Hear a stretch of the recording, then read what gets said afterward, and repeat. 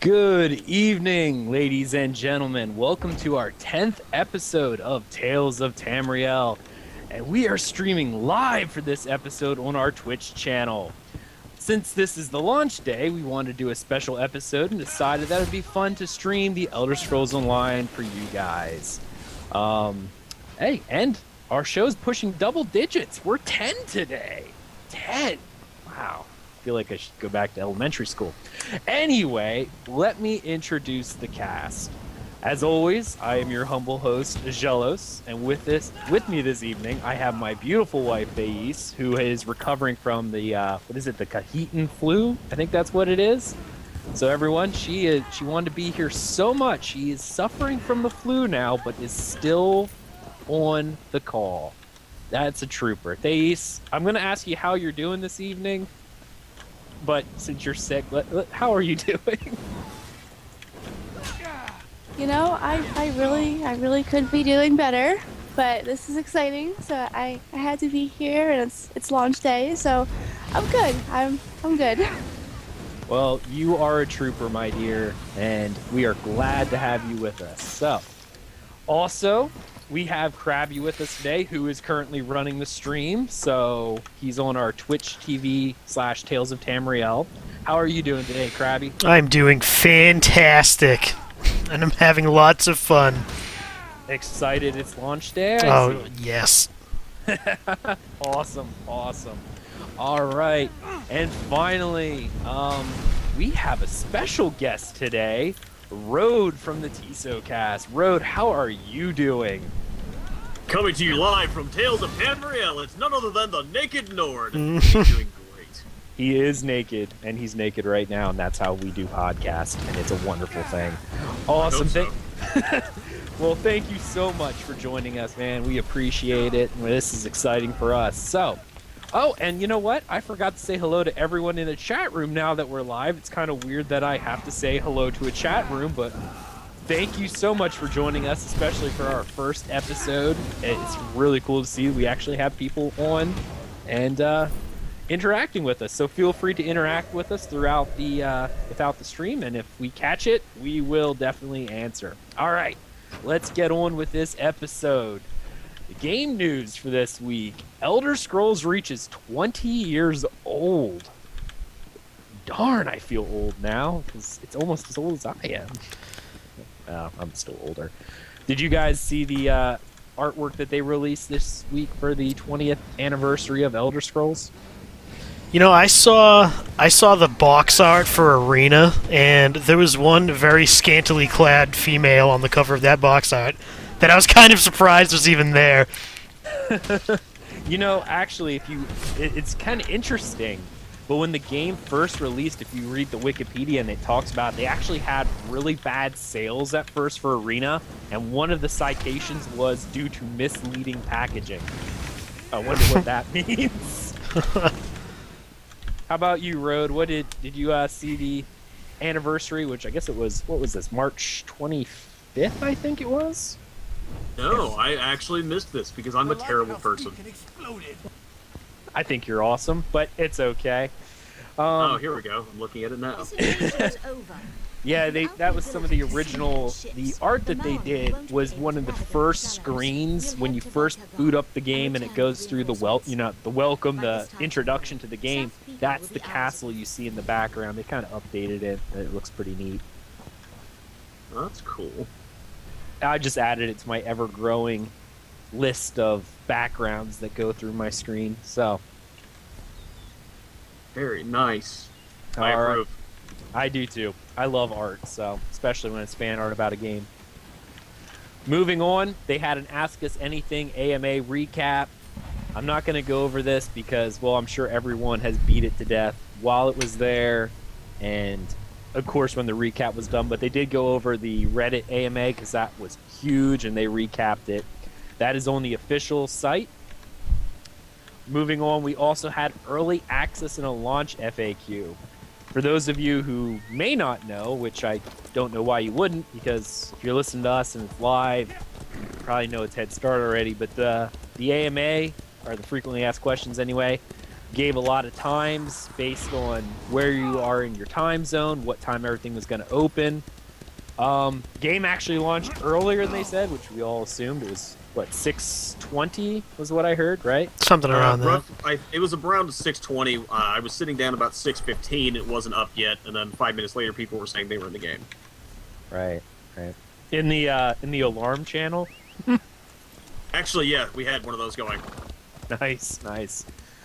I know I woke up at like 5, because I was taking care of my beautiful wife, Thais, over here. And I went and got a shower, and I joined the Elder Scrolls Off the Record in their Mumble.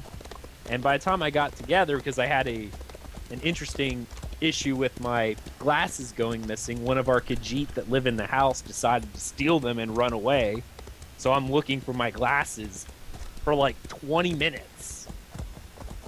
I was in bed, dying from the flu pain, and he's running around the house trying to find his glasses, and through my watery, itchy, crying, painful eyes, I go, "Babe, they're on the floor next to your desk."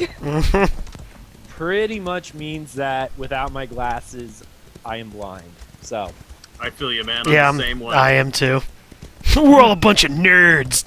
Not me. I love have it. 20/20 vision. What a glassless nerd. Glassless nerd. All right. The last piece of news that I wanted to go over, and we'll go over it briefly because we did cover it in the TESOCast, but this is something that was exciting for us, was ESO veteran content was released.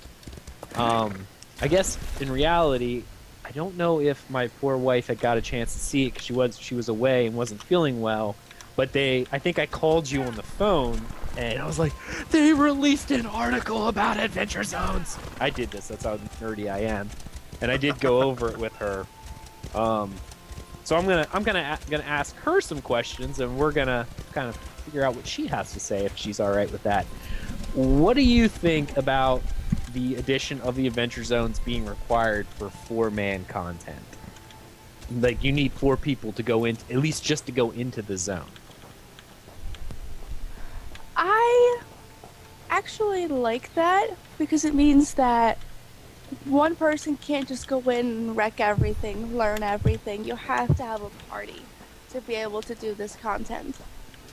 Which I enjoy that, although I don't have very many friends, so I might have to make some friends first. Oh. Oh, no, that's just sad. It'd just be me and her for most of it. All right. Next off, the trials being timed. Time trials. So when you're doing the trials, not only when you beat them, you can have a chance of getting onto the leaderboard. How do you feel that goes for staying power for PvE content? Oh, that I love, because in PvE, it's just you against the environment, that's it. But when you have any kind of timer that you're going up against, now in your PvE, you're going up against other PvE players, and that on its own is really interesting. Who is the better, more skilled PvE player? I really like that. Excellent. How about you guys? What do you think about that? Both Crabby, what about you? I'm sorry, what was the question again? See, we did say this. I'm really trying to listen, but I got a piece of gear that I had to use immediately. I had to figure out what it is. How do you... Podcast for those with short attention spans. I know. This is what happens. The trials. How do you like the time trials? I do. I love the idea that they added competition in the game. You don't need to go to an external website to figure out where you are in terms of how fast you do it and how if you even do it because of the limited reses and stuff like that. I mean, my only worry is I want to know if they're going to be an actual dungeon or if it's going to be, boss after boss after boss, or if it'll be like an actual, fully fleshed out dungeon. If it was almost like a Coliseum where it was boss after boss after boss, I think that would be a lot of fun rather than adding it as a dungeon type. See, they did that with in World of Warcraft. There was a a raid called Trial of the Crusader, and that was by far Amazing one of raid. the most boring raids out of anything ever. What? Well, I love that. I guess the raid. problem the reason I didn't like it was because I had to do it 4 times a week, so I really didn't like it. Now, here's a question for you guys. This is a lot of times it's a controversial type topic, but I shouldn't say a lot of games. Warcraft kind of started this, the raid lockout timer. As far as I am aware, and I may be wrong, there is no lockout timer for Trials. Do you think this is a problem? Do you like this? Do you not like this? Did they say there was no... Now, I know they said that if you wipe and, like, say you run out of reses, you can actually go back in and do it again. But did they say once you kill the bosses, you can't do it again? I didn't see anything about that. Road, did you see anything with that? I'm with Crabby on this one. I believe they just said that if you wipe, you can do it again, but I don't see why you wouldn't be able to just go back and do it again, because maybe you go through the first time, you actually get it in one shot, and you're thinking, well, we did it really well this time, but now we have a better idea, let's just go and try to do it faster, beat our own score. Right. I mean, I don't think it's much of a gear grind. Well, maybe it could be a place for going to go do a gear grind, but really when it comes to gear, that's the only potential reason I would see them doing a lockout. Mm-hmm. It's very possible you could do it again, you just might not be able to get gear. Maverick Hunter 3 in chat does say, no, you can repeat to defend your times. That's kind of neat. There was another game, Guild Wars 1, if you guys played that, had time dungeons and stuff like that. There were leaderboards, which is kind of neat. That's another reason why it would be better to leave it open. You know, if it is a time thing and there are leaderboards, then you need to have the ability to, like Maverick said, defend your time. So you would have to have that chance to, yeah, these guys just beat our score by mere seconds. Let's go in there and shave time off our own score. Right. Now, this is something that they didn't really didn't really talk about, but they did say crafting would be the best way to get gear, and crafters would be able to upgrade gear that you've gotten from raids, from PvE, PvP, everything like that. How would you guys feel if you would have to go through a trial and defeat it in order to gain access to a crafting locale, or maybe having like rare materials drop instead of items, rare materials for crafting drop from these raids? Love it. Sounds great to me. I agree. I think that sounds wonderful because it makes you want to continue playing and do it over and over again. And I don't really agree with lockouts. If you have the time and you have the players who want to keep doing it, you should be able to do it as many times as you want. I'm going to ask the chat this too, just to see if anyone in chat wants to comment on it. How do you guys feel about lockouts? Do you like lockouts? Do you not? Well, just let us know if in chat if you do. I'm kind of torn on lockouts. I don't like them, and I do. Because the problem is with lockouts for me, eventually it gets to a point where I'd rather just raid, or I'd log into a game to raid, and I can't raid because I'm locked out for the week. But at times I also feel like it's a good thing because it stretches out content a little bit. People do it more often because they can't just farm the same thing over and over again until they get all the pieces that they want. A good example of this is Final Fantasy XIV did this with their version of Trials, which is when you fought their primals. There's no raid lockout, and people do farm them for gear, but it gets harder and harder to find groups that want to farm them as that particular tier of gear goes on. Eventually, people already have better gear, and they don't want to waste their time with it. Do you think that will happen? Yeah, at some point that'll happen. I mean, my biggest thing with lockouts is I feel like I've been in too many MMOs where people go, "Oh man, I've got all the best gear, and now there's nothing to do." I've always been of the mindset to hinder progression as much as possible, even if that means artificially doing it. That's just how I feel about it.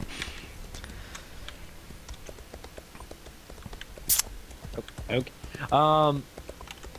I must be one of the strangest people when it comes to this because even if I don't get gear, I thoroughly enjoy the encounter. So even if they make it so that no gear drops, I would still be the one who would go in and fight this specific boss, whatever it may be, because I just enjoy the raiding encounters in any game that I have played. What a weirdo. Matter Scout in chat says, no, lockouts are bad. I don't, excuse me, I'm sorry. I don't play enough as it is, and I like to do what I want that day, and I like to mostly raid. You know, that is it's a good point, especially like I was saying earlier for me, I'm of the same note. Eventually, you get to a point where you're so far in progression that all you really want to do is raid. But if you're locked out for a week, you can't, and that it really does suck. But I do like the way that the timer is because only even Mind of T, or I'm sorry, I pronounced your name terribly wrong. I really think lockouts are bad. So it seems like generally lockouts are not favored. But as I was saying, the timers, especially for like the world first guilds, those hardcore progression guilds, the only guild who, in essence, during a raid tier, if you will, that would essentially stop raiding is the one who has the #1 slot. That's it. That's the only people who can say, okay, we're done for this tier until someone beats them. Everyone from 2 down has a goal to always reach for.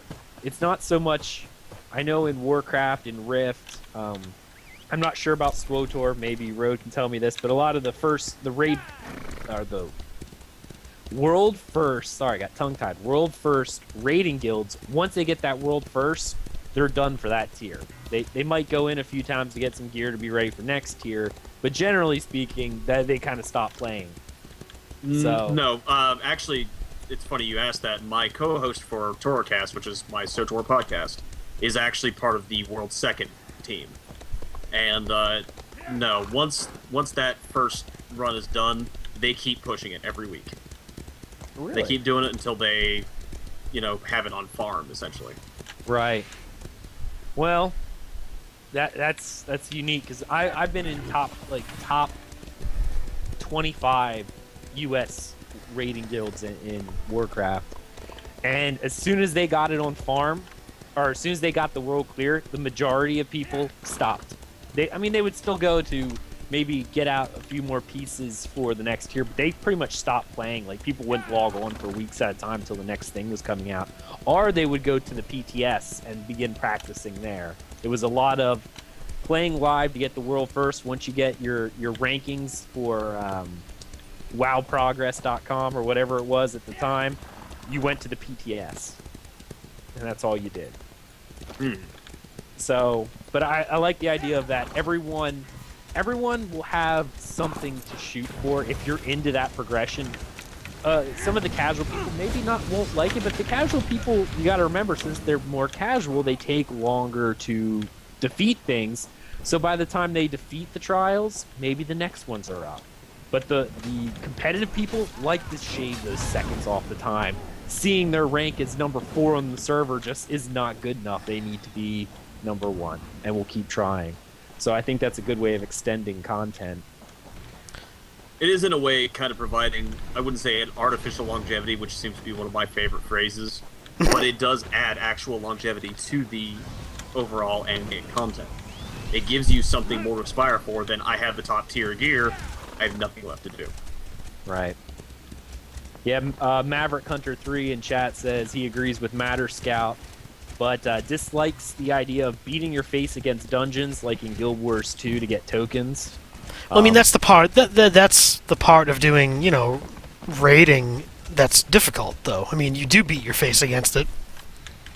Well, I think even with what he's saying is the beating your face for tokens was when you had it on farm, people were asking, because I played Guild Wars 2, people are like, we want clear runs, people would run it, or speed runs, people would run it 15, 20 times a day just to farm tokens. And it wasn't because you were not progressing in content, it was you just did it over and over again. And I can see where that gets kind of annoying. But I don't think the leaderboards are for the casual people. I think when the casual people defeat the trials, they may do it a few more times with the guild when they want to do it. but they're not going to go for the ranking scores. I think it's just going to be something fun for them. But generally, if the trials are difficult, it may take them a good long time to actually finish, and then they can move on to something else till the next one's come out. So I think it's kind of neat. Let's see here. Public dungeons. Did you guys see the map that was available? Oh, it's huge. Oh my god. The ESO head map? Is that the one Oh, you're yeah. talking about? Yes. Fun. I remember doing open dungeons or public dungeons. I did them in, what was the game? Oh dear, Warhammer. They had those. They weren't as good there. But playing in Dark Age of Camelot, I met a lot of good friends that I still talk to this day by doing public dungeons. So I'm kind of hoping they do long ones.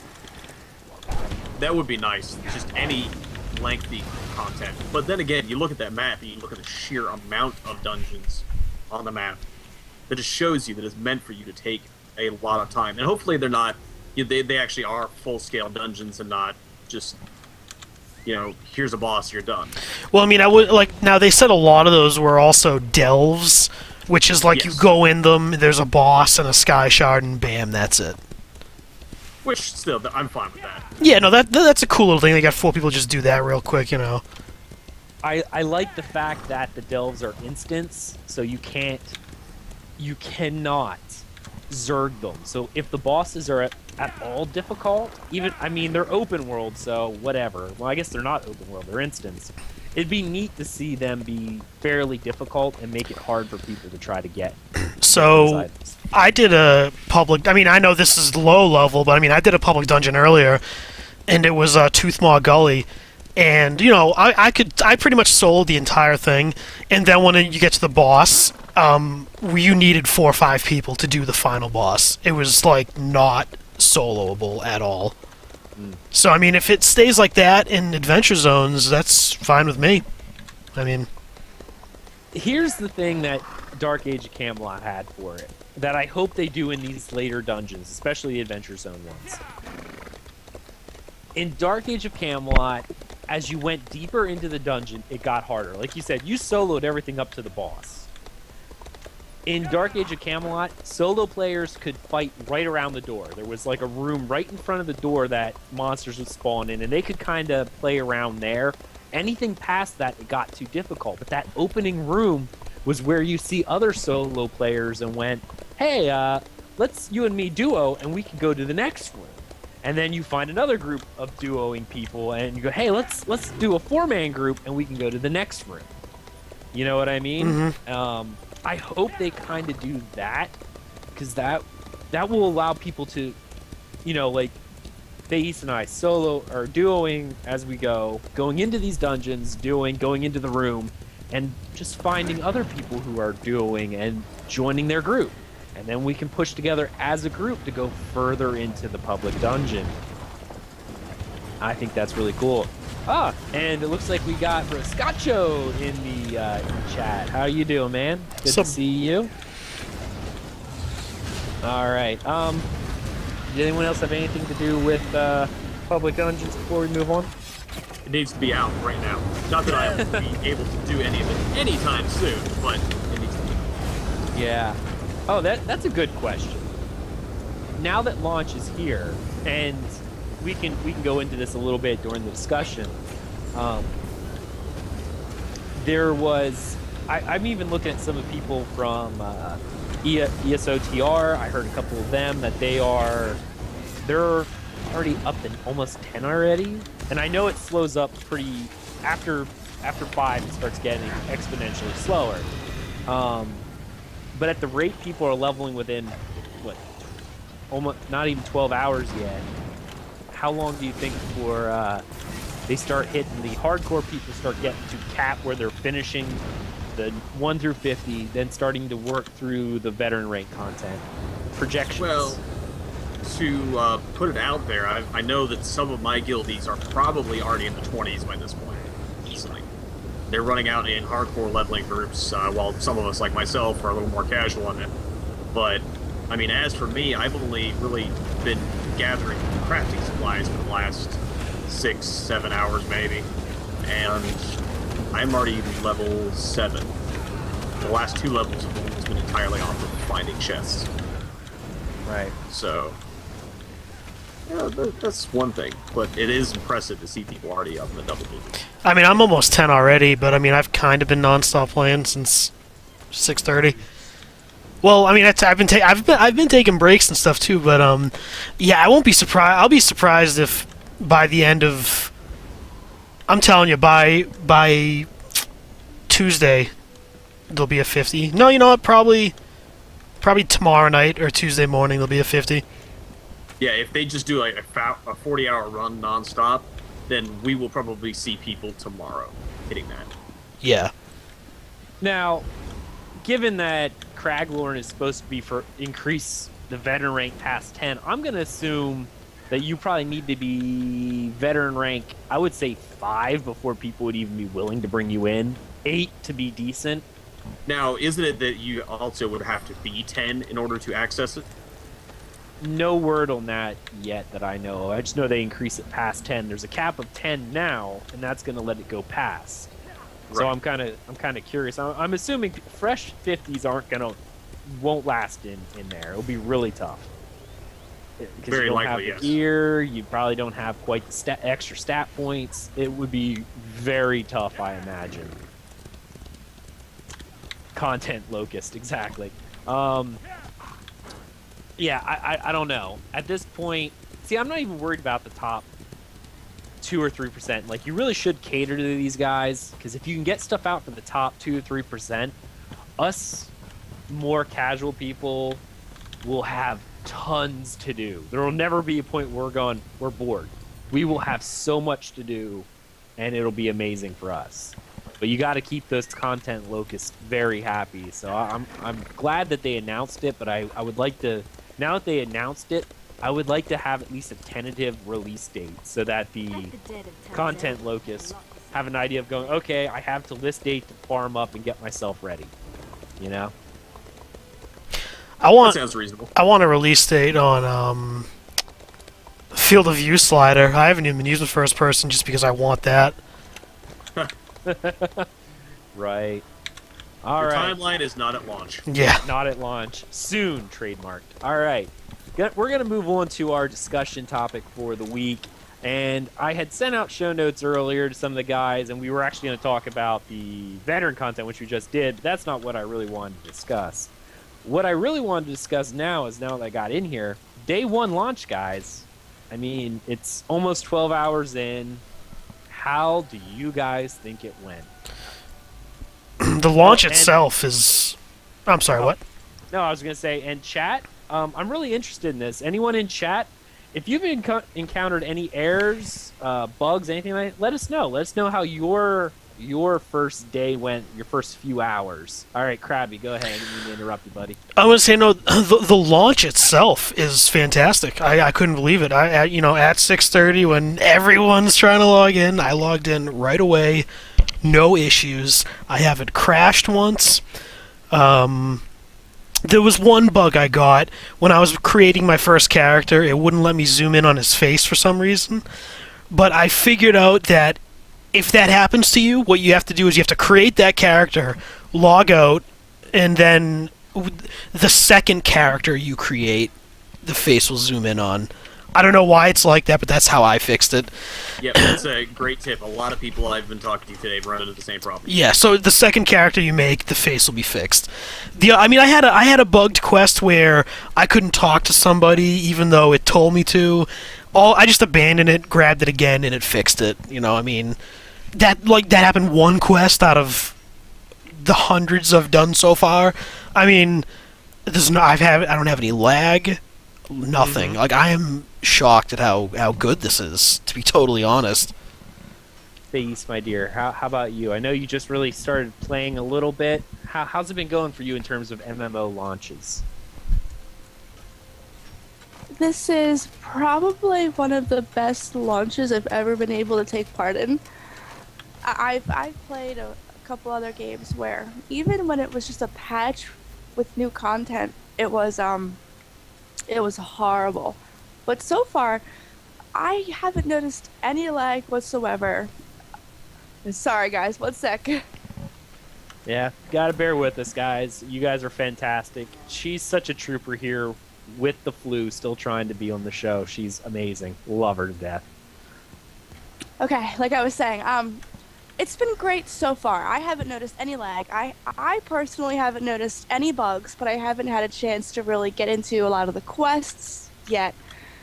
I've just been farming Coldharbour on each of my tunes. But it's been great so far, and you don't see that often, especially in early access where there's only a few people who are getting in. It's the very first day. I was expecting it to be a lot harsher than it has been, but it's been great. You remember Guild Wars 2 early access? Servers going down. I don't know about you guys, but I haven't hit an overflow. Maybe some other people have, but the overflow nightmare in Guild Wars 2 was a mess.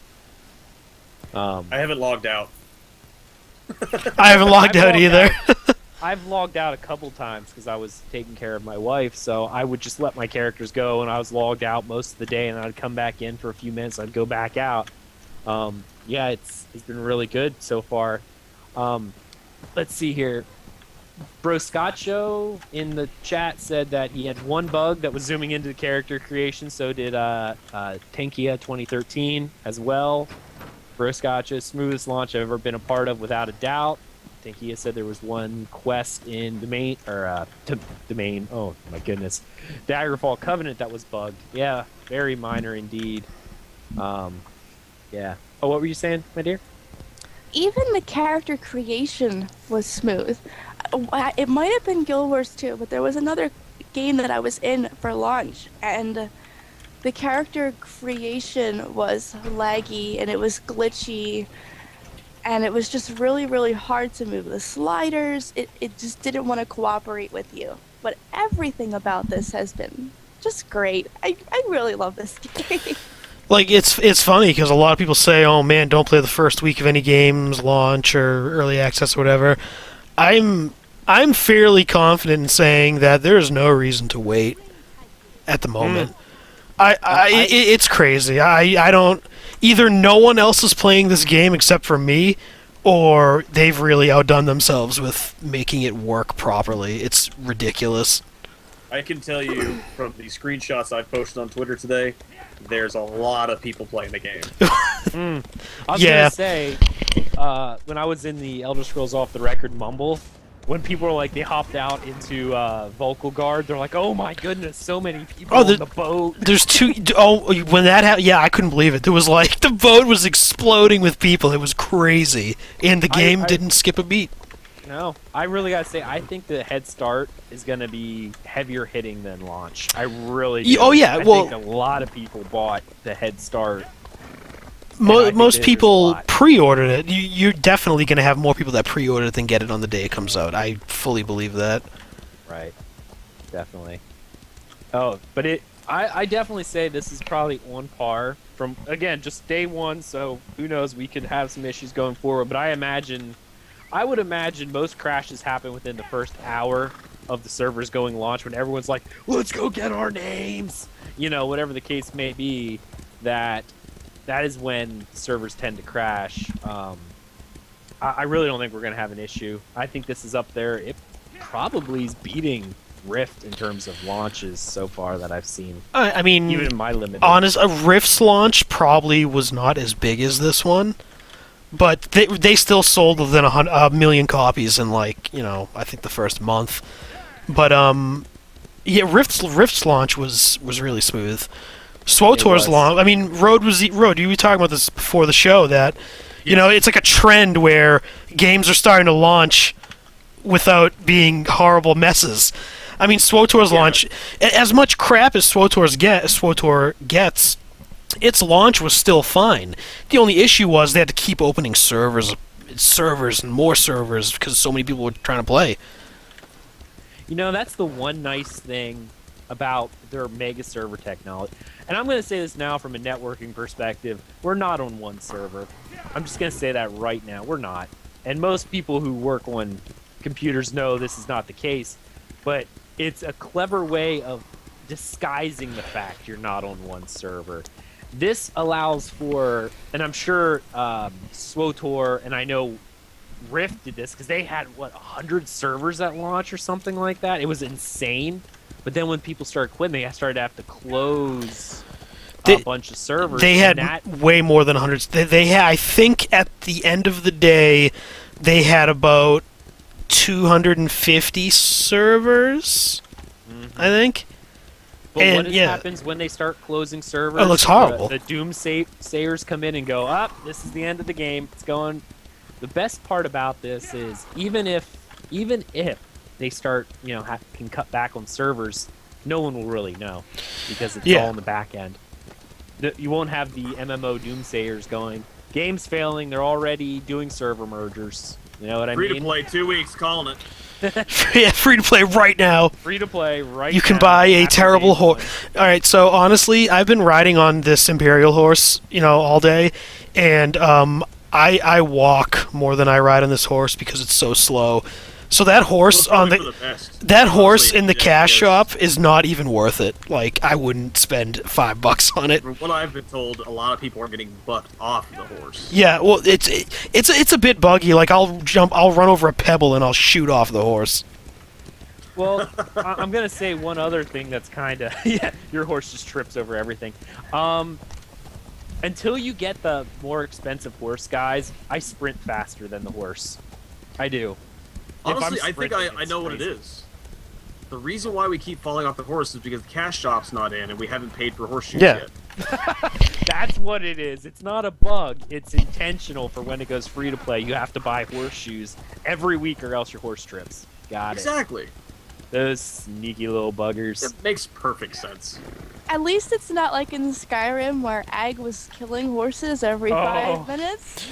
That was pretty bad. I jumped my horse off a cliff already just to see if it died. I'm like, whew, good, because I'd be going through money like crazy having Then to it buy magically horses. disappeared and you pancaked? Yeah, I did. Face first. It was great. Absolutely. But my horse still lived, so that's all that matters. Yeah, I've had limited playtime today, but from what I've done, it's been insanely smooth. No lag, and even on my terribly bad connection, no lag. So that was really great for me. I mean, everything seems smooth. I'm watching Face right now run around Coldharbour on her Khajiit. And it's just a fantastic launch from what I've seen. Even with all the people, whenever I hop into those first cities Davin's watch, because, Ebonheart Pack rocks, not Aldmeri Dominion. For the queen! Amen. For the queen! Crabby, everyone else on this show right now is Ebonheart Pack, so you are greatly outnumbered. For the queen shall be killed. That's how we like it. Burn them to the ground. All right. But yeah, it's been great. When we go into those big cities, I don't see lag. There's people running around everywhere. I'm not feeling any lag. They definitely got their netcode going together really well. I definitely think so. All right. Anyone else have anything to say before we move on from this discussion topic? Chat? I would offer one little suggestion for people who are just coming to the game or have noticed the same glitch.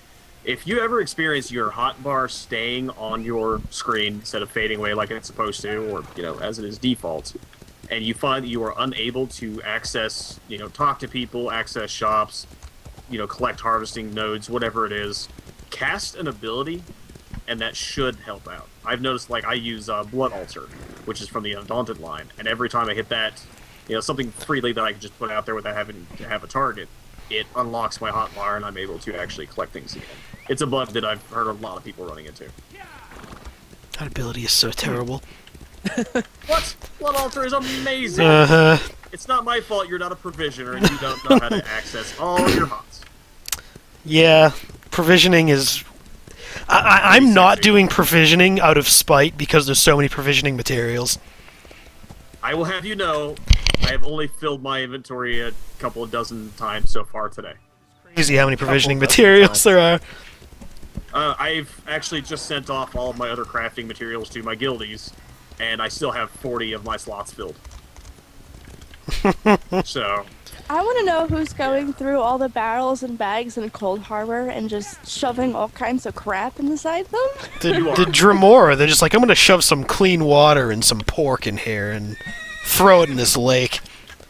You know, remember, that all I've those noticed are that too. instance to use, so not all of them are collectible. There's an unusual amount of pork in Coldharbour, and I don't quite understand why. Oh yeah, Daedra's gotta eat. Pork? Daedra gotta eat. They're like, hey, Why yeah, not? what do Daedra and vampires actually eat? Probably pork, right? Yeah.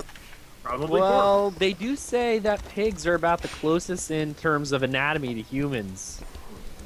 Okay, Yeah. that's gross. It's gross. Wow, it's that was true. just nasty. Thanks for that. I know, we went morbid. That's what happened. All right. Broscaccio, yeah, I did this on 4 different characters so far with Coldharbour and lockpicks.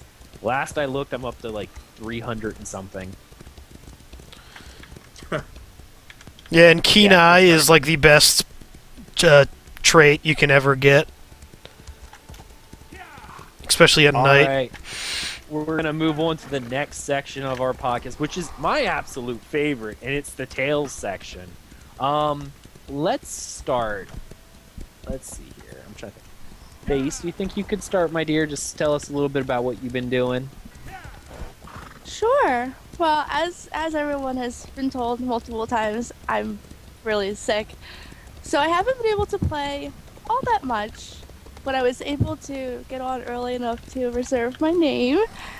So I have these. I'm super excited about that.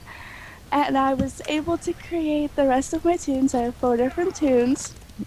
But I've only been playing for about, an hour or so. So I'm just taking all my characters through Coldharbour, searching every nook and cranny, and religiously gathering everything that I can find, because I just am a virtual hoarder and I want to own everything.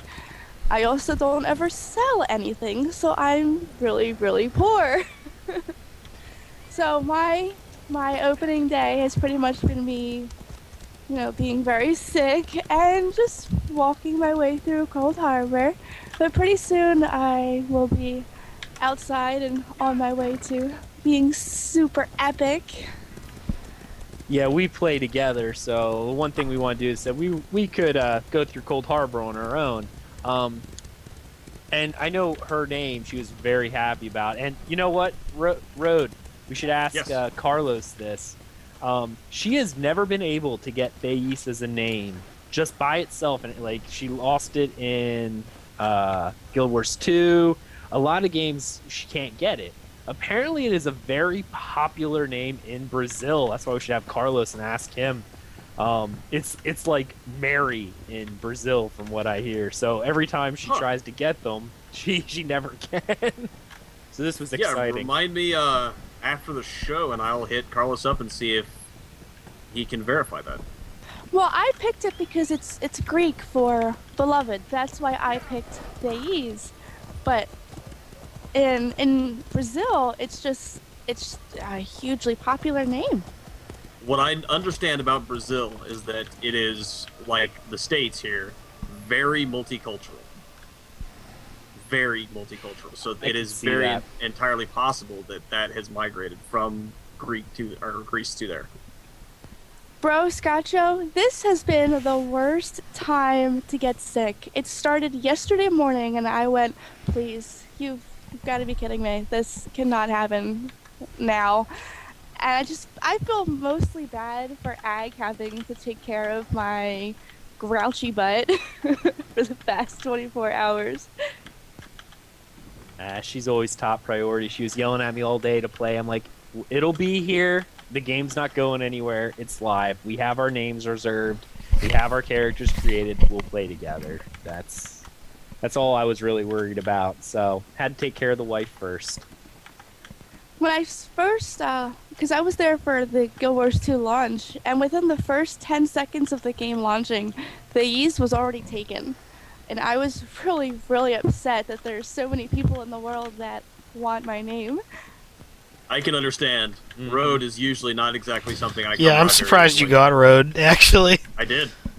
It was well. Here's something. Well, before we let her continue on with her thing, because I want to ask her a few more questions. That was actually a pretty big problem. That, from what I hear from launch, is a lot of popular podcasters and stuff were having their names stolen. I know that happened to a Varwin. I guess one of their fans got it, but like his name was taken. Who else was there? Was a few other ones that publicly had their names out there were taken, and I know a few people were yanking guild names from people. Yeah, that's also something we were worried about. Yeah. I think they had a Facebook page post about people doing that. I mean, that's scummy, especially when people like us, Road, you do a million podcasts, and it's like another job, and we do this because we like it, and we want to provide entertainment for the community, and it does kind of suck when you have those jerks out there. A strict hobby. Yeah, it is.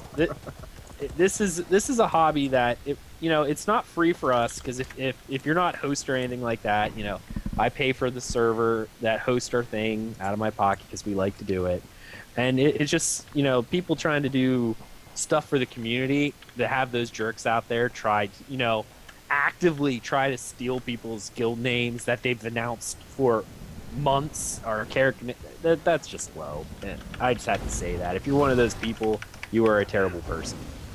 You might not like me for it, but it's not cool. Especially when you listen to our shows, we do this for you guys. It really does suck. So. And if you get any hate mail for it, just send it to me. I know how to deal with hate mail. I know my people. Know the people. That's right. Any hate mail that comes to Tales of Tamriel is getting forwarded to Rhodes, so he can deal with it. Absolutely. I know trolls. Good deal. All right. Ace, one more question. Why don't you tell everyone, like you said, you had 4 characters. Why don't you tell people what you've created, what faction your main is, and everything like that, if you're still feeling up for it? Well, my main is my thiefy character. I'm sorry, guys. My brain is fried here. My dark elf is my Nightblade, which is my main, and she's amazing. I took forever to make her, and for a dark elf, she's actually really pretty, and it was really exciting. And then I was torn between having the Nightblade and the Sorcerer be my main, because I've been having a lot of fun on the Sorcerer. So my Breton, I pulled over to the Ebonheart Pact to play with Ag, and my Breton is my Sorcerer. And even Ag was saying earlier how OP the Sorcerers are. What was that move that you were messing around with? Oh my goodness. At least at the beginning, Crystal Shard. Oh, Crystal Shard is great! Oh my god. Like, on all my other characters I went through there, I'm like, okay, I'm fighting things. Crystal Shard, takes 75% of health away in Coldharbour. I'm like, are you serious? It was, no joke, just easy. It was amazing. All right, so we got your not Night Elf. Oh my goodness. Nightblade, Dunmer on Ebonheart Pact, and your Breton Sorcerer on Ebonheart Pact. All right. What else you got?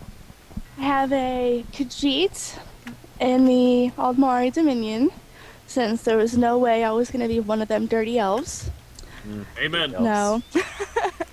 And then my last character, I have my little note here. Oh, my Imperial. Because I had to make the Imperial, because a few months down the line, I want to be one of those special people that, wait a minute, what is that? What is that race? Because a bunch of people might, stop playing that bought the early access, and I want to stand there in my superhero pose going, I'm an Imperial. So my Imperial is a Templar, and that I'm excited about that. I'm just glad that the game is finally here. I'm not someone that can play betas over and over again and enjoy them, because I get the feeling that after the 4th beta, I'm tired of being in beta. Well, that's why I got so much crap, being in that super secret group that I never really got to end level because I didn't want to. So I just messed around with low level stuff as much as possible. Yeah, we were talking about that too, the Sijic Order group, and I know like we weren't in that one, and FaZe was like, man, how come we're not in there? And I looked at him like, would you even play it if you were? All right, so is there anything else you want to say about your little adventure so far? Anything interesting you found? I just got killed by a slaughterfish and got an achievement. Slaughtered. Yay! Actually, there was something that I found that would make other people jealous. As I was running around in Coldharbour, I wound up finding a motif for the Argonians, which was awesome. See, and a lot of people were led to believe that there are no motifs dropping in Coldharbour anymore until a few hours after the launch that people started really reporting they were finding them. Too bad that's like the worst armor look in the game. I'm wearing some Argonian. You know what? armor I'm right now. still happy about it. Yeah, definitely. All right. Let's see. Let's move on to the next person here. How about Road? Road, if you would be Yes. so kind, my good sir. Why don't you tell everyone here a little bit about your adventures in Tamriel? Well, they're not entirely that interesting, but I'll go ahead and do so anyway. So, going back to our previous discussion about names and everything, the first thing I did is I jumped in and grabbed all three of the names that I wanted, which were Naked Nord, be surprised on that one, Road, which is the one I'm running around with presently, and the one I hadn't actually publicly talked about yet, my Mud Crab Cultist. Let that sink in for a second. There you go. The name is Mudcrab Cultist. That's the name. That is awesome. So, I have not played the Mudcrab Cultist or the Naked Nord as of yet. I did plenty of Naked Nording in beta. So I'm actually just running around with my self-named character, Road. And, I went straight back to Bleak Rock Isle as soon as I could. Once in Davin's Watch, because obviously I'm an Ebon Heart Pack person, I grabbed all three of the guild skill lines. Not that I can really do anything with the Mage or Fighter guild while I'm on this island. But I have my Undaunted skill line, and I am using the Blood Altar because it's amazing and confuses all of the new people who don't know what it is or where to get it. It's great. Who has Everyone that starts terrible to use it. ability? Where can I find it? What is this Blood Altar? Get out of the stupid! It might kill us! That's kind of the reactions I'm getting. But I've been running around Bleak Rock, and I decided I really just wanted to gather things for my guild. So I've been pretty much gathering non-stop since probably about 7 o'clock this morning. And it is, I don't even know what time it is now. It is 4 o'clock. So, someone else do the math on that. I've been up too long to really care. I've been gathering non-stop, and I also Roughly decided 10 I don't... hours. Exactly. I have not decided I don't care enough about using weapons or training any weapon skills, so I've been running around with fists the entire time. I've been fisticuffing bears, wolves, skeletons... You're actually and, killing rabbits stuff and too? Squirrels. I'm massacring it. I have been since level 2. Hmm. Fists are exceptionally powerful at low levels. I don't know why, they just are. Try Wow. it. It's amazing. Fisting But I've things. also decided that, yes, indeed, you gotta do what you gotta do to get through life. Kinky. Sometimes it pays, indeed. So I have found that punching squirrels to death is probably the most adorable form of genocide that I could possibly commit in this game. So I've been having a lot of fun doing that. Rabbits, they scream, and I don't like it, so I've left rabbits alone. So if you don't want to be the subject of my massacre, don't sound adorable when I kill you. That's what I'm across. It is always disturbing when you see rabbits, because they scream, and it's heart-wrenching. You're like, oh my It's goodness, like what did I boiling just do? lobsters. It's like boiling lobsters. Yeah, that's actually accurate. But more so, Do like, right lobsters about now. scream when you boil them? Yes, Yes, they do. they do. They scream They like. and it is audible. Well, it's Wow. not really a scream. It's more of the water coming out of their, being steamed out of their bodies so fast it sounds like a scream. Oh my So gosh. congratulations on making it more horrific. That Yeah. is just... It's internal water boiling, escaping very fast. And I happen to love seafood. I don't think I'll ever be able to eat lobster again. I'm so sorry, Rode. I didn't mean to interrupt you, but Absolutely wow. not. I found that fascinating. That... No, I'll never be able to eat lobster again. Well, that just killed that for me. Thanks, guys. Delightfully morbid. More for me. More screaming lobsters for me. Absolutely. I like it. And crabs, too. Ooh. That was kind of a shot at Crabby, but, you know. Yeah, I figured. So, really, as I said, it's not exactly the most interesting playthrough so far today. I've actually finished all but the final quest on Bleak Rock Isle, but I decided I just wanted to craft more, and I figured since I'm going to be doing a podcast anyway, I need to have some of my attention span available, so I'm dedicating that just to gathering more supplies and punching wolves in the face. It's working out fantastic. Nice, nice. Well, you told us your characters. Do you want to tell us what their factions are and what classes, that you've chosen for those? Sure. So, Rode, my self-named character, is a Templar, Nord Templar, and all three of mine are Ebonheart pack, so let's just get that out of the way. I'm not really focused on anything specific, and there's actually absolutely no direction with this character that I've decided yet. I'm just playing him to this point. And whatever I feel like putting points in, I whimsically do. If it messes me up later on down the road, I really don't care. As for my Mudcrab Cultist, also a Templar, but this one is Imperial, and he's also probably the most creepy-looking character I've been able to pull across. Nice handlebar mustache, great hairdo, kind of looks like Shaderoth a little bit with brown hair. He's also extremely short and about as skinny as I could possibly make him, with a nice, strange-looking smile and a quirked eyebrow that is permanently put there. He will be my healer character at some point. Kind of a priest cult leader type thing. Again, not really much direction, but that's just the theme I'm going with on that one. And then, of course, the Naked Nord. It goes without saying, he is a Nord, he is naked, he is a Dragon Knight, because I need some defenses, right? And he will probably just be my two-handed hound that will destroy all the faces of anyone, especially in the Aldmeri, the Dirty Elves, and the Khajiit. Right on, right on. Okay. Nord Pride indeed. All right. Let's move on to the leader of our stream right now, who's running his stream, and we can actually see what he's doing. Crabby, tell us what you've been up to, and tell us a little bit about your character and all that fun stuff. Oh man, I woke up at 5 o'clock this morning, so a good hour before the game came up, and you know, it was awesome. I love events like this. You know, I was on Mumble with the Elder Scrolls Off the Record crew, talking to them and everything, and it was really fun. You know, we're all just sitting there anticipating everything to happen. First thing I did was I knew I had to see. My name is fairly unique, Crabsy, Crabsy, and anybody who knows me knows that name. So I didn't really I wasn't worried about getting it super fast, so I spent my time at the character creator. I was so torn between a sorcerer and a dragon knight because I knew I wanted to do fire damage, and I said, you know what, I'm just gonna go dragon knight, even if it seems like a min-maxing move, but oh my god, it's really not. The dragon knight abilities, I didn't realize how many of them actually give you fire damage.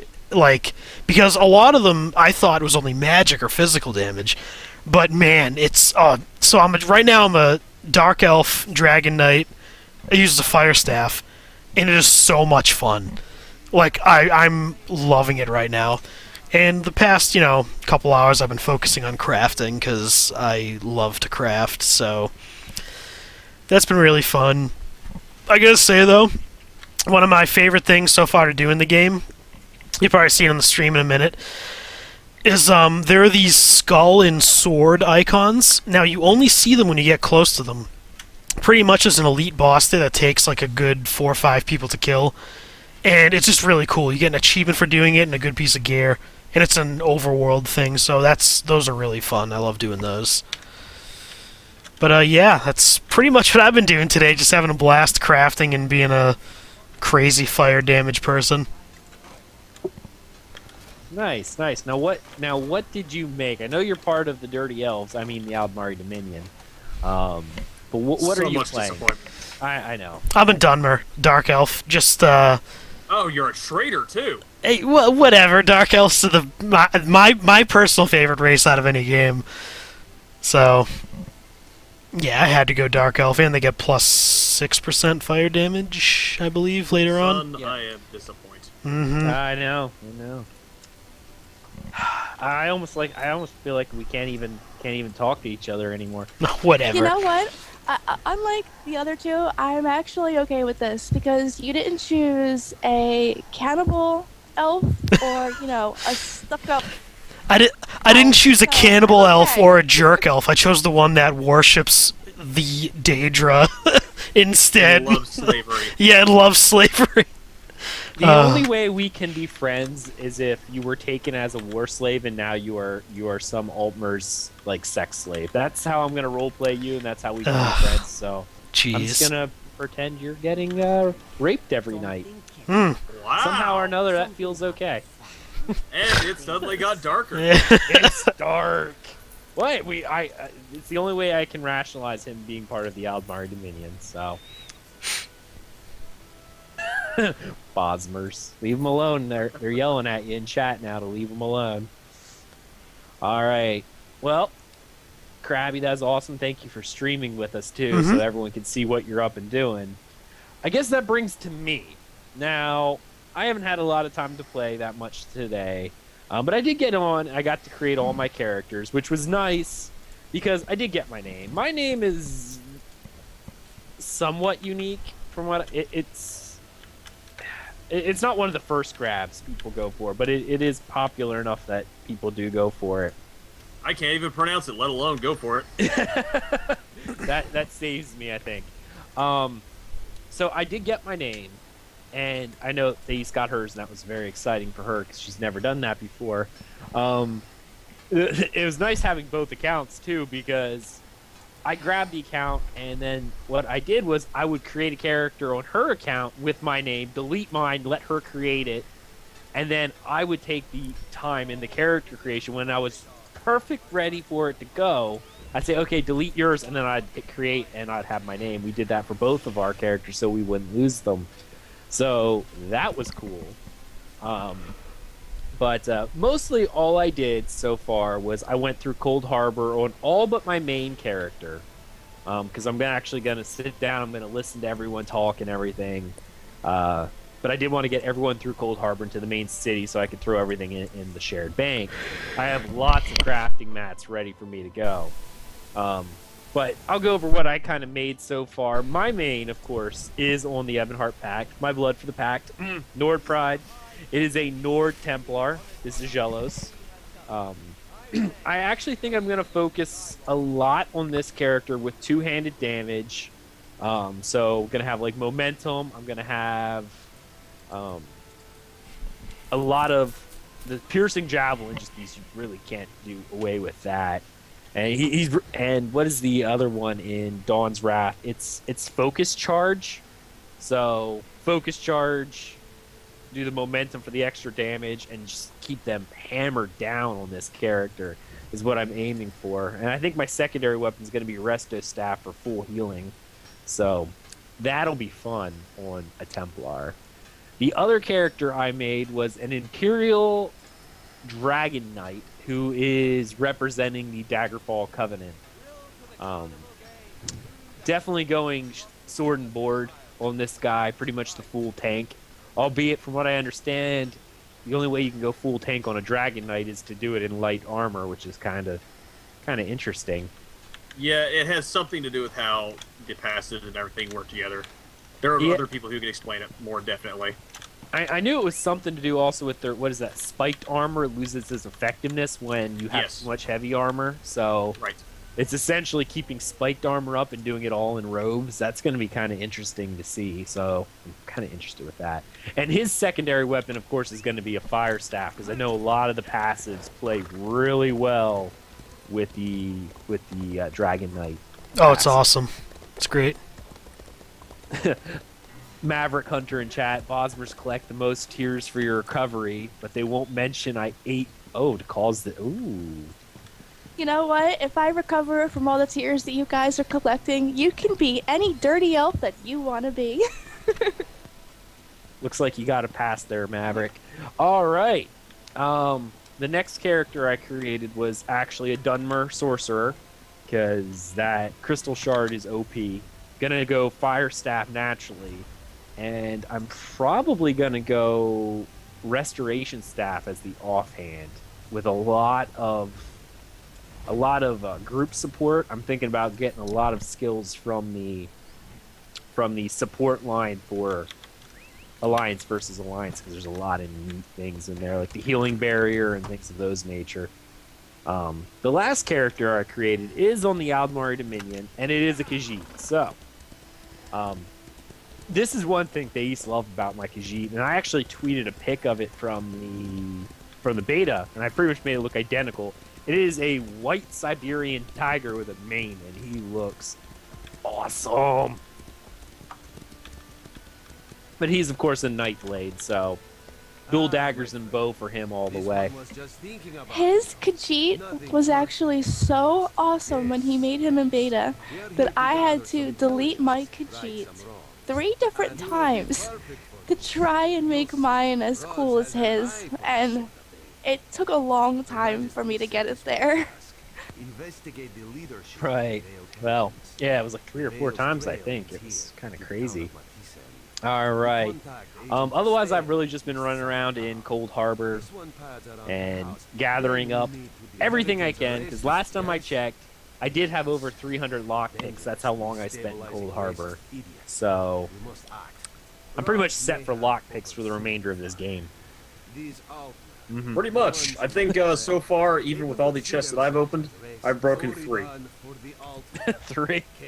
That's Yes, it. I've pretty much all 10 hours that I've been playing has been in Coldharbour collecting things and getting lockpicks. Alright, well, I think that is going to be the end of our Tales section. And the next section of our show, do you think we'll be able to read that, dear? Well, it probably won't sound as good as it normally would, but I was still going to do my dramatic reading. She is a trooper, even with the flu. Alright, well, we're going to go ahead and we'll let you do that. It's, of course, her favorite time, and that is the dramatic reading of a book from the Elder Scrolls series. This is probably going to be the last book we do from the other games. Going forward, now that the game's live, we're actually going to be pulling books from the game as we find them. So that'll be an interesting. So everything will be more lore friendly. But for this week, we actually chose A Dream of Sovngarde. It's Nord's premature visit to Sovngarde. We actually had this for last week, but she was unable to be here with us, so I didn't read, and I moved it to this week. So, all right, let's just give her a warm greeting as she reads A Dream of Sovngarde. The author for A Dream of Sovngarde is Skarden Freewinter. In a few hours, I will likely be dead. My men and I, Nords of Skyrim all, will soon join with the Emperor's legions to attack the Imperial City. The Aldmeri are entrenched within, and our losses will be severe. It is a desperate gambit, for if we do not reclaim the city, we will lose the war. Last night I prayed to mighty Talos for courage and strength in the battle to come. In these last cold hours before the sun rises, I sit down to write this account of a dream I had not long after. I believe this dream was the answer to my prayers, and I would pass along the wisdom it contained to my kinsmen, for the battle they will fight in the years after my passing. In the dream, I walked through mists towards the sound of laughter, merriment, and the songs of the north. The mist soon cleared, and before me lay a great chasm. Waters thundered over its brim, and so deep it was, I could not see the bottom. A great bridge made all of whalebone was the only means to cross, and so I took it. It was only a few steps onto the bridge that I encountered a warrior, grim and strong. "I am Tisoon, master of trials," he said to me, his voice booming and echoing upon the walls of the high mountains all around us. With a wave, he bade me pass on. I knew in my heart that I was granted passage only because I was a visitor. Should the hour come when I return here after my mortal life, the legends say that I must best this dread warrior in single combat. Beyond the bridge, a great stone longhouse rose up before me, so tall as to nearly touch the clouds. Though it took all my strength, I pushed open the towering oaken door and beheld the torch-lit feast hall. Here were assembled the greatest heroes of the Nords, all drinking mead poured from great kegs and singing battle songs. Suckling pigs turned on a long iron spit over a roaring fire. My mouth watered at the smell of roast meat, and my heart was glad to hear the songs of old. "Come forth!" cried out a hoary man, who sat upon a high wooden chair. This I knew to be Ysgramor, father of Skyrim and the Nords. I approached and knelt before him. "You find yourself in Sovngarde, Hall of the Honored Dead. Now, what would you have of me, son of the North?" he bellowed. "I seek counsel," said I, "for tomorrow we fight a desperate battle, and my heart is full of fear." Ysgramor raised his tankard to his lips and drank until the cup was empty. Then he spoke once more. "Remember this always, son of the North. A Nord is judged not by the manner in which he lived, but by the manner in which he died." With that, he cast aside his flagon, raised his fist in the air, and roared a great cheer. The other heroes rose to their feet and cheered in answer. The song still rang in my ears when I awoke. I gathered my men and told them of my vision. The words seemed to fill their hearts with courage. "The horns are blowing, and the banners are raised. The time has come to muster. May Talos grant us victory this day, and if I am found worthy, may I once again look upon that great feast hall. Skarden Freewinter." That was awesome. Even with the flu, that sounded great. I actually concur. think that was the best reading I've ever done, even though I have the flu. I don't know. There was no New York accent in that one, so I don't know. No New York accent at all, huh? No. She's such a trooper, wanting to be here and definitely being here for the entire show so far has been great. So I know it was really, really, really bothering her that she was sick today, and it was nice that she's able to join us. After the show, I will probably pass out in a corner somewhere in the house shivering to death. So I have that to look forward to. There you go. Ah, well, you're always looking ahead, I see. That's always nice. All right, we're going to move ahead to the next spot, which is our Community Spotlight. This week's Community Spotlight, I decided to highlight, well, Elder Scrolls Off the Record again, because they're actually doing a 48-hour live stream starting Friday the 4th, if I remember correctly. I hope I get this right, because they announced it on episode 104, but I just hope I get it right. I know they'll be counting down to the official release on 4/4/2014 of the Elder Scrolls Online, and they will be doing the solid 48-hour stream from that point up until, I guess, Sunday night.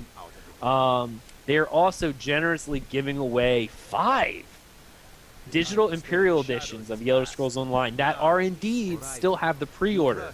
So, like, if you get these may be the only way for you guys to be able to get the pre-order bonuses if you have not got the game. So I encourage you to be there during the stream and to, make yourself known, follow them so you're eligible to win one of these if you haven't. Yeah, so let's see here. Where am I at? Oh, there we go. Sorry, I got lost. So if you like watching their live streams, definitely stop by their Twitch channel. It's twitch.tv/Quest Gaming Network and watch their launch day stream when they will be recording episode 105. And as always, thanks to Elder Scrolls Off the Record for being an amazing part of the Elder Scrolls community. All right. We have two different emails and quotes from different people across the web about our show. And one of them, surprisingly, was from Reddit. Not saying anything about Reddit, but most people know it's a cesspool. But we did have a user on Reddit when we posted one of our episodes saying, out of all the ESO podcasts, yours is far and away my favorite. And I like TESOCast. They're great too. You should listen to them. Largely because your stances of the issues are always reasonable from what I can tell. Unlike some other pod/vodcast I have tried to listen to. Keep up the good work. I wouldn't mind more condensed episodes, though. 2 hours is a bit long side. And that was from Brandoff on Reddit. Yeah, I really, as much as I would like to help you, I like long episodes, and This might actually be one of the shorter episodes. I think it probably will be, but that's only because I think all of us just want to play the game. I know that's for me, because I'm not in the game at the moment, so maybe I'm rushing a little bit, because I'm like... Nope, I'm saying I'm having a great time right now, man. The graphics of the game look great. I can't believe I'm running around through the game. I'm Yeah, rub it in. Taking all the crafting materials with my axe. Yep, I'm still sitting here Punching staring mud at crabs. show notes, so... I'm not in the game at the moment, so maybe that's what it is. But yeah, so thank you so much, especially positive comments from Reddit. I gotta say, from the community, even though the Elder Scrolls Online Reddit, it really is a cesspool, we've never had really bad comments from Reddit. We've always had a lot of support there, which is very nice. So the people there, at least for us, have given us a lot of support. Next off, we actually came on our talesoftamriel.com. This is from, I'm going to try to pronounce your name, and I'm sorry if I get it wrong. It's Junal. He follows us on Twitter. I'm sure he does the same thing for you. Junal, yeah, I know Yeah. Junal. Junal's a great guy. Fantastic guy. Every follow Friday, that's the thing on Twitter apparently, always has our podcast on there. He likes to interact with us a lot. He always retweets all of our stuff. It's a lot of time he's a really cool guy to interact with on Twitter. But he goes, I came across your podcast on iTunes by chance. I believe you were on episode 5 at the time. And because it's a new podcast to me, and I didn't know the host, so I started listening from episode 1. I just finished now on your last episode, which was episode 8 at the time. I do believe you should, there should be one coming out anytime now. In fact, actually, I saw this, like, the day I was uploading episode 9 to the website, so... he goes on going, your podcast is unique. Couple playing Elder Scrolls. That's you, face. Not me and Crabby. We're not the couple. Sorry. I don't know. I thought you guys made a great Yeah, couple on our but- show last weekend. But you two might make a cuter couple. You really might. Have you seen? You look at me every day, and as Rhodes said, his famous line, "Voice for radio and the face to match." Amen. I don't know, Yeah. do you like short Italian meatballs? All right. Well, before this degrades any further, a couple playing the Elder Scrolls and each relating to the game from their own play style. Plus, I do believe that yours is the only audio Elder Scrolls podcast out there with a female host. There are actually, I think, one other one. Skooma Junkies has a female. Kitty is on there. And there used to be a podcast called Troll Scroll that had Sophie, I wish I could pronounce, Bercia. I'm sorry if I pronounced her name wrong. She used to be on that. I don't think that show's going any longer. So I think there's only 2 with females. Yeah, which is something refreshing from all the dudes out there. And I do love your book read section, New York accent, little smiley face. So someone likes the New York accent. All right, comments from the last episode on lycanthropes. Back when I was playing Skyrim, and after joining the Fighters Guild, I found that the initiation ceremony under the Skyforge, and he became interested in lycanthropes in general. Specifically, that I was playing as a Khajiit, cat turned into a dog, didn't make much sense. I discovered that there are 7 known types of lycanthrope in Tamriel. Werewolf, the most common type of the 7, which can be found anywhere on Tamriel. The werebear in Skyrim, and I actually think it's also in Solstheim, because they highlight the werebear a lot in Elder Scrolls 3 Morrowind. Wereboar in Hammerfell and High Rock. Were-vulture in Valenwood, were-crocodile in the Black Marsh in southern Morrowind, were-lion in Black Marsh, Cyrodiil, and the wetter parts of Elsewhere, and the were-shark. This type has not been spotted, but is rumored to be in existence. And actually, I do believe they talk about this in the first Elder Scrolls novels, the The Infernal City, I think they talk about The, different types. Yes, I believe, if I remember correctly, I heard something about them in that. Yeah. He goes, not sure how a Khajiit can be recognized as a wereline from a normal Khajiit. Got a good point there. Kind of look the same. He goes on to comment on the Black Sacrament. He talked about the body parts needed for the Black Sacrament ritual. He says, I agree with Aggelos that all Tamriel races have some kind of burial rituals to honor their dead once. I believe the Bosmer would just throw a barbecue party. After all, they are carnivores. Yeah, and actually with Bosmer, it's kind of neat. Their meat mandate requires that they eat the corpse of anything they slay within 3 days. So, anything they slay, bring it home to the family. All right, thank you for keeping me entertained while keeping up to date with ESO. I wish you all the best and look forward to your next episode. Thank you, Janal. That was awesome. And thank you for, I'm sure Rode would echo that sentiment because Absolutely. I see you follow Friday him a lot as well. So thank you so much for kind of putting our podcast and kind of putting them out there for people. Thank you so much. All right.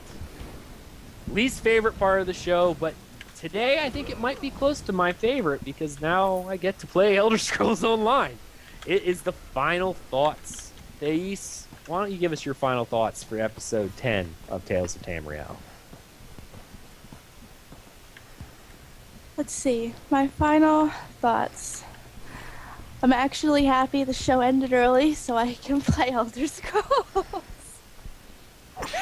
Other than that, great show. I'm glad that I was well enough to be able to do the show with you guys because, doing it live and streaming and having so many hosts it's always a fun experience. So, yeah, I guess I'm just happy I was well enough to be here with you guys. I really am. Well, we're definitely glad that you did get a chance to come here because it's not the same show without you. Sorry, Crabby, but without her, it's just not the same. All right. Crabby, give us your final thoughts for the show. Best episode yet, because I can play while we do the show. No, it was good. I'm really glad the game's out so we can actually talk and be hopefully accurate in our facts, now. But no, good show, good stuff. Streaming was fun. Nice. All right. Yeah, I'm seeing a lot of people in chat going that they like the longer episodes too. So definitely. I mean, I definitely like this one. Will be a shorter show because it is live, and I condensed a lot of the news section down because big news of the week was, hey, the game's launched. So, all right. Next up, Rode. Thank you so much for being with us, man. Why don't you give us your final thoughts? Ooh, another node. Ooh, another node. Wait, I'm sorry. Me. Here. Okay. Yeah. I really appreciate you guys having me on the show, and I'm so glad the game's finally here. I've been talking about this game for a little over a year now. It's almost surreal. Here. Oh God. I mean, Talos. Oh wait, Talos isn't around yet. Kine. Where am I? I don't know. Oh, Kine. Yes, definitely. That was awesome. Yeah, I want to thank all my co-hosts for joining me this evening. This was definitely a fun show. I like the chat room. It was definitely nice. I like everyone that showed up. Thank you for everyone who showed up because I was surprised we got as many people as we did, especially for our first show and on launch day as well. I mean, a lot of people would rather just be playing the game than watching us play the game. But not everyone's playing the game yet. Some of them still have to wait 2 more days. That's true. That is true. And some even longer than that if they're waiting for the PS4, Xbox One release. But I'm sorry to you guys. But yeah, I'm so glad you guys are here to experience this with us. It was great. All right. Before I go through my last final bit, I'm going to go around to each person here. We'll start with Crabby. If you want to say where you were found, if you want to give out your in-game character. You don't have to, but I know I'm going to, so people can find you and friend you if you want. You can. Crabby, go ahead and tell us where they can find you, buddy. Oh, yeah, no, if you want to friend me in-game, it's at Crabby, Crabby 654. That's the exact same thing as my Twitter. So if you want to follow me on Twitter, that, or in-game, same thing, go right ahead. I play on Aldmeri Dominion, so, you know, I'm always down for doing whatever. Just hit me up. Excellent. All right, let's go with our guest, Road. Tell us, do everything, your spiel, promote your show, everything you can do, your network. Go for it, buddy. All right. If you'd like to get a hold of me, you can find me at twonkhammer.com. Send all of your emails to road@twonkhammer.com, or catch me on the Twitter at thatroadguy. And of course, if you'd like to catch me in game, you can send me a friend request at road. That's right. I got my account name. That's all that matters in life, really. Indeed, indeed. All right, Thais, you want to tell anyone anything? Well, I definitely want to say thank you to all the people in the chat room. You know, all the support is fantastic. You know, especially Maverick. He's been cracking me up this whole time. And I'm not going to give out how to reach me just yet because I'm going to be changing my, @account name. So when I officially change it, then I will definitely give it out to people so they can add me. Yeah, that was one of the things I know when we first started. I had a friend who came and put her real name in her thing, and she didn't want that. And I'm like, you do realize people can see this, right? I don't like the account handle thing either, but yeah. I love it. It's so convenient having one name instead of having to worry about tons of people's different usernames. It's nice to a point, but I wish they would have said something about it first. And I don't like how the guild thing is now, where it's only the account name. I like how Guild Wars 2 did it, which showed the character name you were on, and then the account name after it. Just, you don't have to keep track of everyone's alts, but the whole, especially if, like, Road's easy to remember, because, I mean, there you go, we all know Road. But if you had a weird one, like some people who just, I don't know, use the same one that they always use, you might not know. I know one of my buddies uses one that's like WRF1212. Like, if you don't remember who that is, like, that's his account for everything. He uses that everywhere. But if you don't remember it, you're not gonna know who it is. So, and it's not distinctive enough to really keep up with it. All right, my turn, I guess. All right. Thank you, everyone, for listening to the podcast. If you wish to help support the podcast, feel free to donate via the PayPal link on the website. If you wish to contact us with questions, comments, criticisms, our website for the show is talesoftamriel.com. Or you can just email the show at podcast@talesoftamriel.com. That can go to any one of the hosts. I will make sure it gets there to them. It's like our public mailbox. All right, you can follow the show on Twitter at Tales of Tamriel, or on Facebook at facebook.com/Tales of Tamriel podcast. Also, feel free to rate and subscribe to us via iTunes. That helps us out a lot. As for myself, you can follow me on Twitter. You can do it at Tales of Tamriel, because that's the one I normally tweet out of. I have a personal one. It is at Aggelos_WOF. I don't tweet from that one too often, but that's my personal one. You can find me in-game at, get ready for it, the most unique, at Aggelos. Yeah, that's my name, and that's my character name. So, really unique, hard to figure out who I am. Thank you so much for listening to us, and we really hope you enjoyed this episode of Tales of Tamriel. Have a good evening, everybody. Good night. Good night.